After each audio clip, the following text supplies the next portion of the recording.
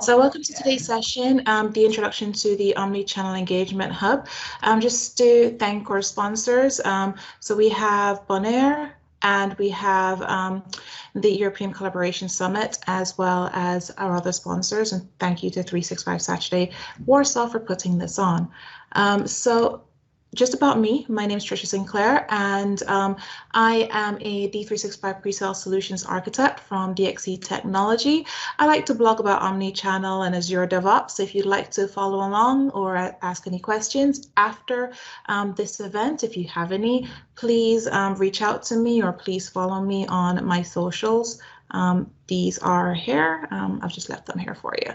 So let's just get into what Omni Channel is and how this session is going to be structured.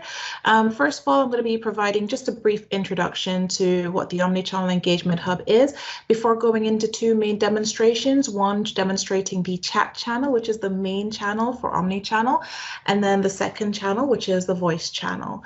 And I'll also be going into reporting, some of the standard reporting that we have available, as well as the licensing and also some upcoming features that will be available in the October release. So just to give some insight into me and to introduce what Omni Channel is. This is me. I was 18 years old at the time, and I was newly arrived into the UK. So I came and I attended university in the UK. But to put myself through university, I actually worked in a call center. Now, the call center was based in the outskirts of Derbyshire, in pretty much the middle of nowhere. And the reason I'm telling you this is because it's a typical story that's told about a lot of call center agents. Because call center systems are mainly on-prem or have historically been on-premise, you need a lot of space, and therefore it's always in the outskirts of some area, which basically means it's really hard to get to, and you have to be mobile to get there.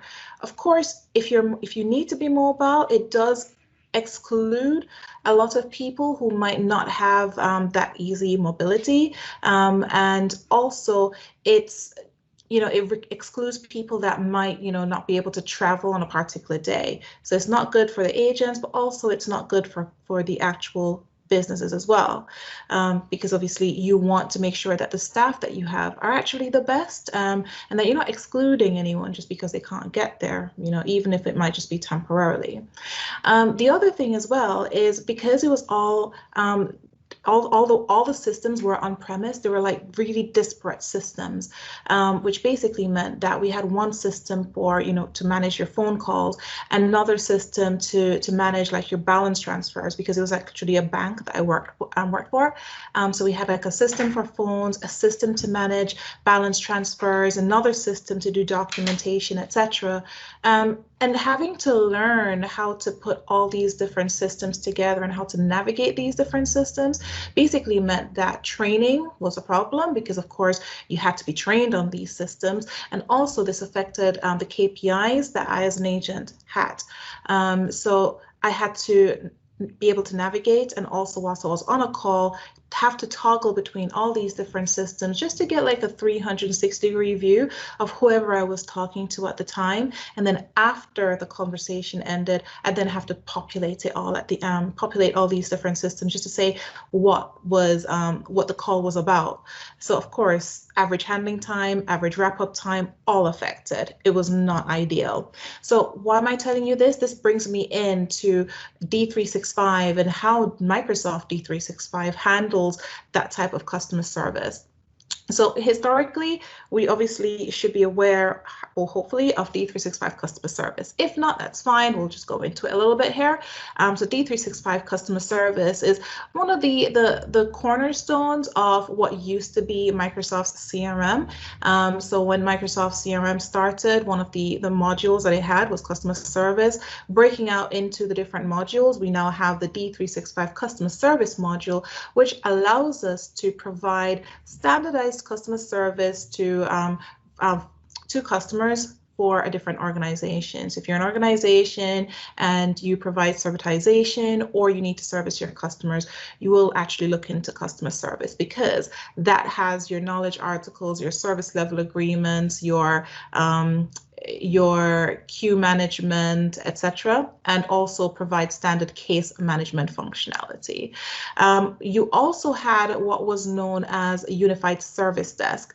Now, the unified service desk is a on-premise application. It had to be installed on the machine, similar to what I mentioned before in terms of having the on-premise applications on your desktop, basically needing to have space for all these applications, all these machines for an agent to work. That's quite similar to the unified service desk. You had to have the space because it had to be on your desktop, which clearly right now is not ideal because we can't really work as we used to, it's all about remote right now.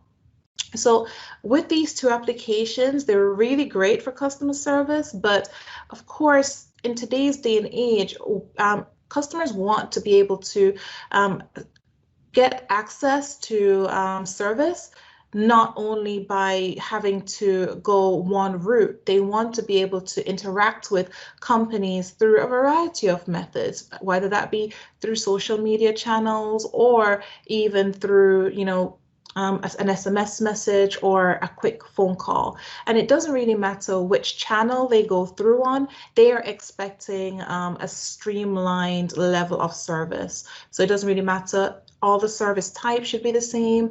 What you're telling them, the information should be the same. And even the SLAs should also be the same. So you're actually being able to provide a standard level of customer service for your customers.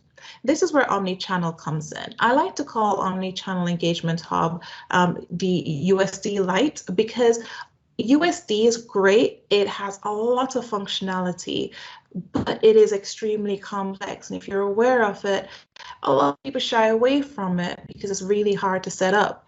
Whereas Omni Channel Engagement Hub is very, very low code, no code.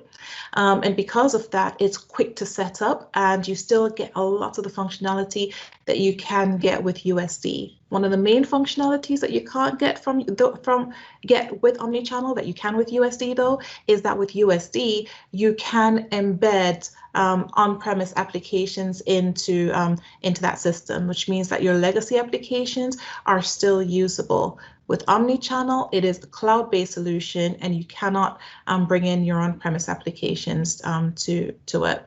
Okay, so what I'm going to do is I'm going to go into Omnichannel now. I'm going to demonstrate one of those channels that are available as standard because the beauty about Omnichannel is it does come with a variety of channels which are as standard. For example, your chat, your social media channels, or your voice channel, or even your SMS. USD and your standard service, standard customer service, those channels would have to be brought in through the use of different disparate ISV solutions, which of course isn't ideal. So let's just jump in and let me have a look at one of the chat channels, one of the channels that I'm going to show. By the way, if you've got any questions, just react in the chat, and what I'll do is I'll get to it at the end of the session.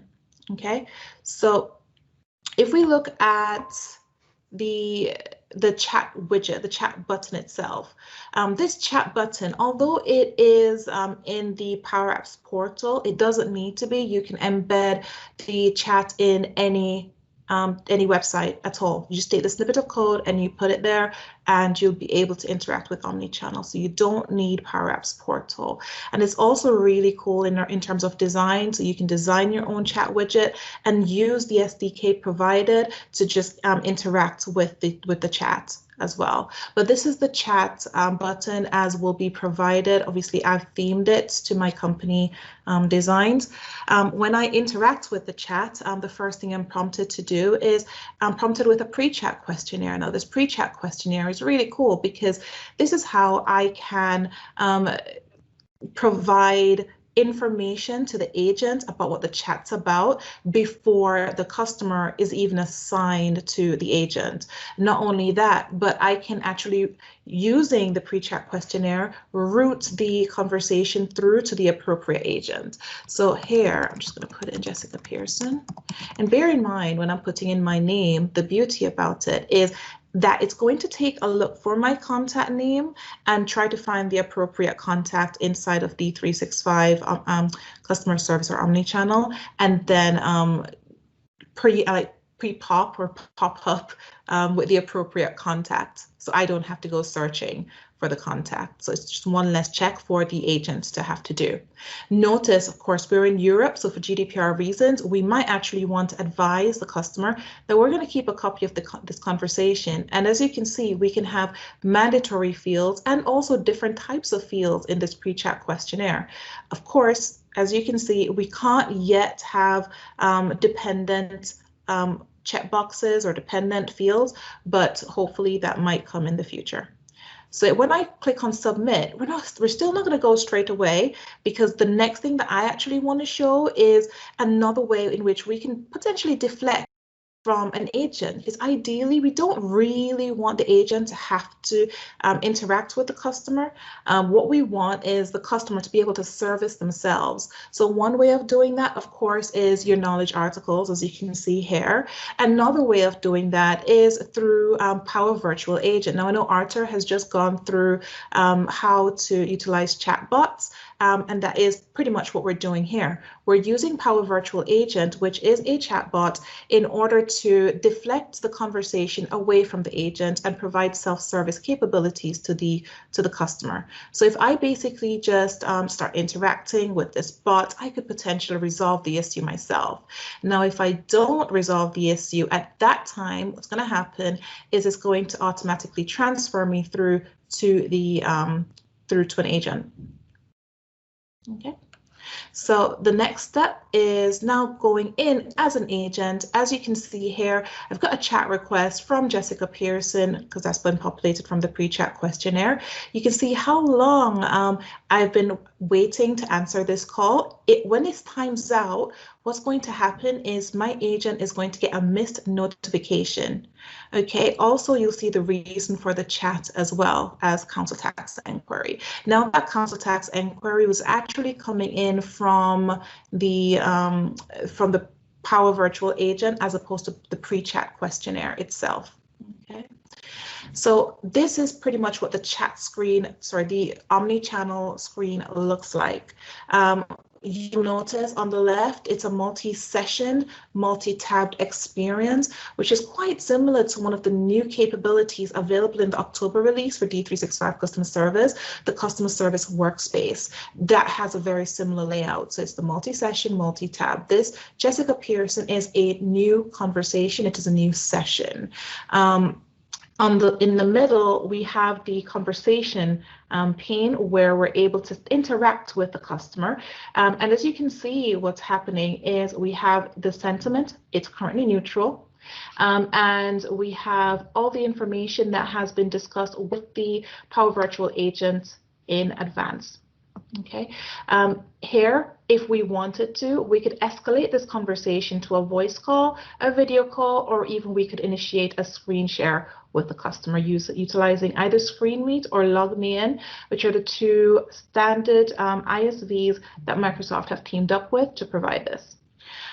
You'll notice as well that here what's happening is this is trying to translate the conversation to English, and that's actually because Jessica is speaking to me in English. Now, if Jessica were to speak to me in Spanish, what would happen is this would provide real-time translation. In fact, I think we should try that. Bear in mind, I like to think I speak Spanish, but I don't really speak Spanish. So I'm just going to say hola. Actually, let's say ¿Dónde está biblioteca?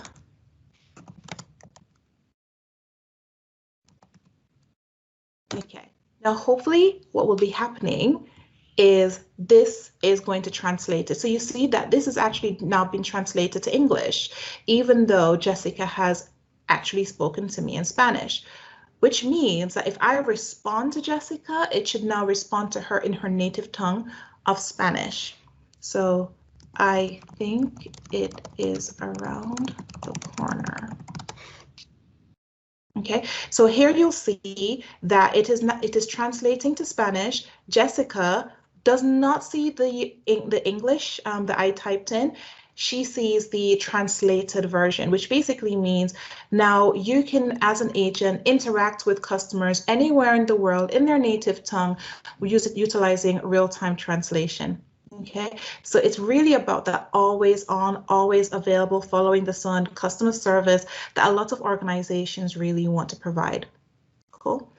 The next thing that I want to show is on the right, where we have what's known as the productivity pane. Now, what the productivity pane provides is your knowledge articles, your smart assist information, and also your agent scripts. Now, if I have a look here, you have the agent script council tax enquiry. Now, it's coming through as council tax enquiry because, of course, I actually selected council tax as what I wanted to talk about. So it's actually what's known as rooted agent scripts, where I can specify what the default script is going to be based on the conversation or the topic that's been fed through to Omni Channel. So in this agent script, I'm basically being prompted to welcome the customer to use quick reply. And that basically reminds me here, I can basically say, use the quick code, and I can say welcome to, and what you'll see is that it's pre-populating information. When I actually said welcome, there was a what's known as a slug. I'm just going to populate my name using that slug, and all I have to do is press go. Now, this is really useful for, as I mentioned, as an agent, it's all about being able to answer quickly and get that customer off the phone or off your conversation so you can move on to the next one. Tricks like this and features like this really help because they are able to not only use system-specific quick replies, but you're also able to use personal quick replies as well. So if there are things that you say a lot, you can actually just create a quick reply that you can actually just quickly, send it without having to type that entire thing out. Okay, and as you see here, it is still translating to Spanish. So Jessica, of course, sees that in Spanish. So I'm just going to mark this as being completed, and I'm going to move on to customer verification. As an agent, the next thing you want to do is you actually want to make sure you're talking to the correct person before giving out any information, that might be personal. So you need access to the contact information. There are obviously different ways you can do this. You can either amend the quick card on the contact, or you can utilize what's known as, again, slugs. Now, slugs are effectively placeholders that you can put in your agent script or even in your quick reply. And this actually pulls information in from different areas of Dynamics. So here I'm pulling in information from the customer record. So instead of actually having to go to Jessica's contact record and look at the date of birth, it's literally right here. So I can actually have a conversation with Jessica, have access to her record, and also access to all the details about Jessica, all her recent cases, etc. But also be validating who she is, just to make sure that I know I'm talking to the right person. So if I just basically mark things off, right, and then I can just return to the welcome screen. Cool. So once Jessica has been verified and we're happy that she is who she says she is, what we can then do is we can move on to creating a case. Now, the next beautiful thing about the agent script functionality is you're allowed to use macros. What's a macro? A macro is basically it's kind of like a macro in Excel, I like to think. It's a quick way to do something that is very, very common. One of the most common things, of course, creating records. So we're going to create this case record, and it's going to be pre-populated with all the information that we're pulling in from this chat conversation. So I don't need to repeat or retype or rekey information in. It's pulling it in directly from this conversation. So even with the description has been pulled in from the Power Virtual Agent conversation that Jessica had at the start.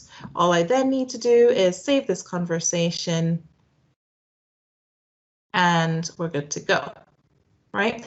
So, but what if, we're going in and Jessica gets really upset, So she basically says, how do you say you're upset in Spanish? Sorry, 1 second. I'm just Googling, I'm upset. I forgot it. I did research this, I promise.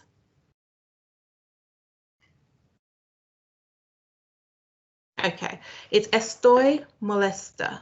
Estoy molesta. Okay, so Jessica's basically saying she's very upset. Here you can see it's translated to I'm upset, and you can also see that the sentiment analysis is actually now saying that this is negative. Not only that, but the session icon also changes to be, you know, needing attention. Now, there's a beautiful thing here. If you're a manager and you need to make sure that the conversations that your agents are having doesn't go too negative, you can actually get notified that something needs your attention. So if this gets any worse, you might actually want to jump in and monitor the conversation and coach Alex, who's the agent, to basically kind of guide that conversation back to, you know, being more positive. Okay. So I can just basically say, I'm really sorry about that.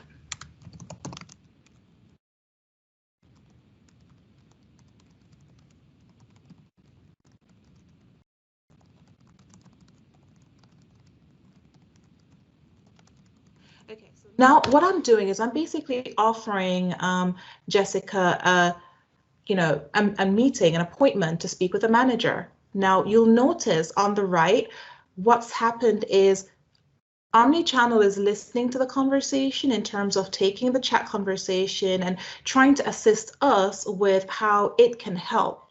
What it's identified is that I'm saying I'm going to schedule an appointment. So if I'm going to schedule an appointment, I'm going to clearly need to create an appointment record. So utilizing, again, a macro within Smart Assist, I can click on, with a click of a button, I can initiate the creation of an appointment.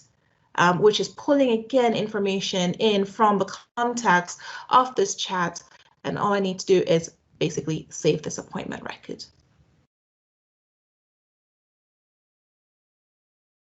Okay. So see that we want to end this conversation because everything's, you know, gone swimmingly well. So I'm just going to end that conversation. You'll notice now we're in wrap up time and it's counting down how long I've spent in wrap up. I'm just going to end that and close. The next thing I'm going to do is I'm going to come to Jessica's screen here, and you'll see that Jessica is being asked to set up a customer satisfaction survey. Clearly she was upset, so she's not really going to give us much of a score here. But this information, this is actually utilizing what's known as customer voice, previously known as Forms Pro, previously probably known as Voice of the Customer, but it's pretty much all of that. But the latest word for it or name for it is customer voice. So you create that survey, and it's basically all about associating that survey into the post-chat survey for your chat within Omni Channel. Okay, so once I submit this response is associated to the conversation record that Jessica had within Omni Channel, and I can then use that to understand how my agents are doing. Not only that, this also can form part of what you see within Customer Service Insights.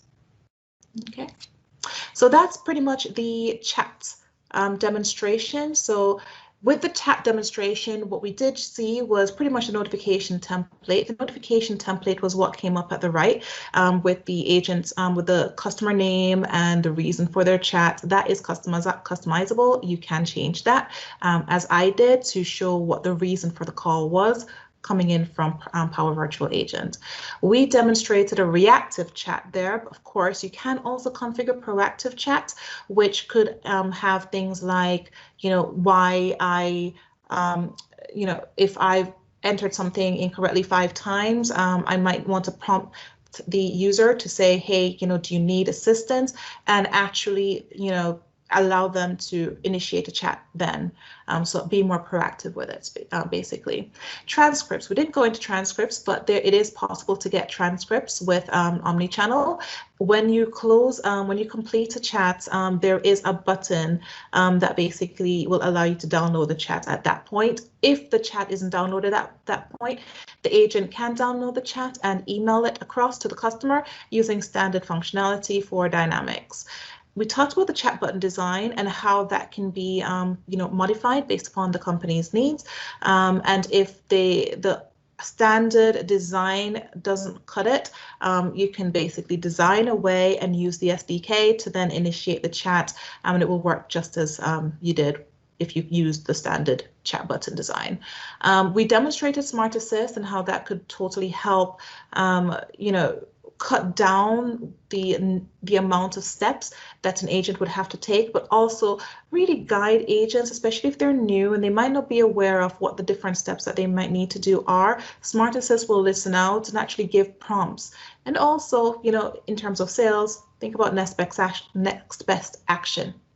And the application templates. Now, the application templates, it didn't actually show, but actually, yeah, we did. The additional tabs at the top are basically configured application templates where you can specify what you want to show within a different session for the different tabs.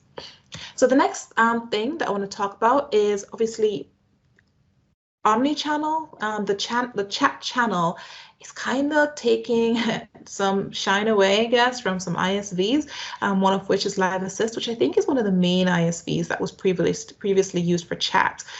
This basically is just to show that it is actually now on a really good comparison between the two. Previously, it wasn't, but now it actually has pretty much full parity. So if it was something that you were thinking about, then to be honest, they both have pretty much the same functionality now. The next demo, and the second and final actual demonstration that I'm going to show is the voice channel. I'm not going to go into too much detail with the voice channel because the chat channel has a lot more functionality than the voice channel, and you'll be able to see what I mean. So what I did was I recorded a video just to make it totally easier for myself. And in this video, what I'm doing is I'm calling, I've basically leveraged Twilio as an ISV, and I've used the soft phone provided by Microsoft, and you'll see that this is using Channel Integration Framework version 2, which only supports voice at the moment. Now, the first thing it's going to basically ask me to do is actually search for the customer. Now, you'll notice that this is actually different from how the chat channel does it. But if you have other ISVs like your Solgaris or your Ingenious, they actually do this screen prompt for you. But obviously, this is a soft phone that we've just created using standard, code provided by Dynamics. So what I'm now doing is I've found the contact that I want. I'm now linking that contact to the conversation, and then I'm going to go into the contact record so I can then get access to the actual information. Now, in the chat functionality, what I was able to do is go into the agent guidance and actually get call validation, etc. Bear in mind that validation does not work with the voice channel at this present point in time. It's something that has been fed back to the product team, and hopefully it's something that we can work on.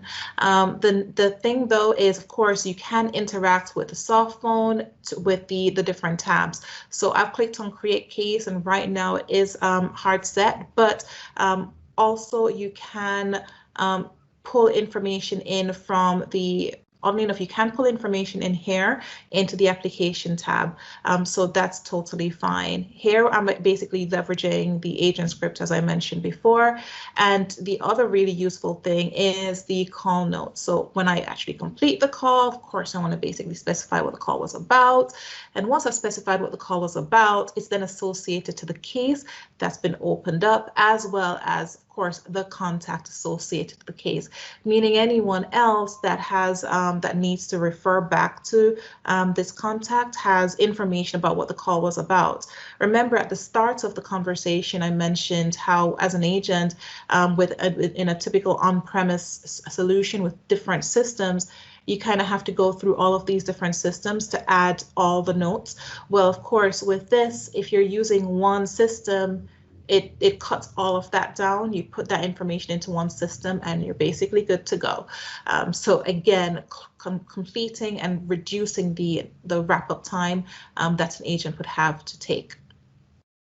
Okay, now once I actually complete the phone call, as I mentioned, that is going to be associated to the contact and the case record, and then just be readily available. So that is the completion of the voice channel demonstration.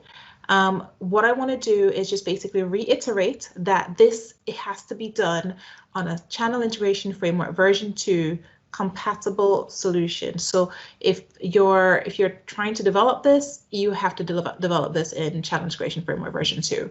Any ISV that you're using must be CIF version 2. At the moment, I believe that there is Ingenious has a CIF version 2 compatible solution, as does Solgari. The ISV versus custom build is pretty much as you saw. So you have to basically pretty much customize the entire soft phone yourself if you wanted to custom build. Some customers might want to do that, but I don't understand why. There are ISVs that have a brilliant solution already developed for that. And as I come on to the Azure Communication Service, you'll actually even understand why you'd want to custom build. So you've also got the call intelligence. Now, the beautiful thing about call intelligence, actually, let me do Azure Communication Service and then come back on to call intelligence. If you were paying attention in Ignite, you'd have noticed that there was an announcement that mentioned that voice channel was coming to customer service. Now that voice channel is built on top of Azure Communication Services and will actually provide the services or a similar setup to what I showed there, but prettier. And it's going to provide real speech-to-text functionality, and I can see what's then going to happen is probably also sentiment, because if you have speech to text, you should then also be able to identify the sentiment for the conversation happening as well. So it's going to feed in hopefully to the other functionality that you also have with chat. And then also, because it's built on Azure Communication Services, that's also going to lead into call intelligence. So right now you have the ability to have recorded calls go into Azure and be analyzed and get the intelligence from those calls to see, who's actually listening, who's actually spending more time, arguing with their customers, raising their voice, and not being a very good agent. Call intelligence is perfect for that, especially as a call manager, you need to listen to calls. So with this, you can actually provide better coaching for your agents. Okay, so that will feed in directly to call intelligence because it will actually go straight into the same bucket. I'm not going to demonstrate the reporting. I'm actually just going to talk about the reporting. There are two standard reports. One, you've got the chat insights report, and the other one, you've got the sentiment analysis report. Now, the chat insights report, it's really all about the amount of chats that you had within the last 24 hours, and also, like the typical KPIs that you'd need in a call center. That's what that chat will give you, your average handling time per agent, and in general, your average wrap-up time, etc. Your sentiment analysis is all about, as it mentions, the sentiment of those conversations, which customer is having the most negative sentiments, which, when do you actually get when do you actually get most of your customers coming in, stuff like that. That's what omni-channel sentiment analysis is going to get you. Now, these reports are actually built on top of Power BI, which means that it is possible to extend the report. So if the report KPIs it's giving you isn't what you need, extend it. You've got access to the data. And in terms of licensing, you've got How are we doing for time? Good. So in terms of licensing, what we have is this is all based on customer service enterprise. These are in US dollars, but you can translate it to euro or pounds if you require. The customer service enterprise is currently $95 per user per month, and you have to have that as a start on. Then you have the chat add-on at $60 per user per month. Now, if you only need chat, that's fine. But if you actually need more than chat, so such as like your social media, Twitter, Facebook, which actually gives you the same level of functionality that you did with chat, with the exception of being able to escalate it to a voice or video call, or actually, I think that's probably it with that exception, then you'll need to have a digital messaging subscription, which is $75 per user per month, which to be honest is not bad because you get all of the channels, and there are a lot of channels. Now, on top of that, you get Power BI Pro. You'll need Power BI Pro if you wanted access to the reports that I mentioned, which is like your sentiment report and your Omni Channel chat report as well. So of course, that's another $9.99 per user per month, but that is optional because it's only for the users that need access to those reports. So the new features that are coming in, I demonstrated some of these, but we'll talk about them. We've got the post-chat survey. This is new in the October Wave release that is actually, coming out now. You've also got sound notifications, which I did not show because it's kind of hard to. The last release that they did basically gave us desktop notifications, but it didn't make a sound. And now you're able to specify what sound you want it to make, and that's pretty cool. So you never have to miss a chat again. You also have real-time translation, which I demonstrated with the Spanish or my ailing Spanish. I really need to go on a holiday to learn Spanish. And the voice channel. The voice channel is actually currently in private preview, but that is my most exciting feature that I can't wait to see because I think that is pretty much something that has been missing a long time ago. Now, full recap, we talked about the Omni Channel channels. We demonstrated the pre-chat functionality and talked about how that's going to be used for identifying what the customer wanted and also routing it through to the correct agent.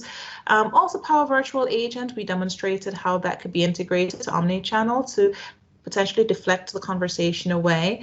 There are many different customizations available. This whole demonstration was customized. The only code that I actually used was with Smart Assist. That is the only area that needed a drop of code. Everything else is low code and configured within the system itself. Now, quick replies, we demonstrated that you have personal quick replies, which is a part of the October Wave release as well, and you have the system quick replies. Agent scripts, we demonstrated that and showed how we could use macros and slugs to streamline and cut down the amount of work that an agent might need to do. We also demonstrated sentiment analysis and talked about how supervisors would be able to get notifications if the sentiment went too negative. And also we demonstrated one of my absolutely most favorite features, Smart Assist, because you can do so much with it. You can totally take it as far as searching other systems. So one of my previous demos, what I did was I actually had it calling customer insights in order to get the next best action for a customer that was interacting with an agent. So we can actually provide valuable insights and upsell based on the customer's needs. And also, we didn't show the supervisor dashboard, but we talked about reporting and the different reports that were available. Oh, this is the end of my demo, but there are prizes. There is a raffle. Don't forget to visit the Bonaire Virtual Bar. You got to be there at 8 p.m., which is UTC +2 during the raffle in order to actually win the prize. Cool. Thank you. Do we have any questions?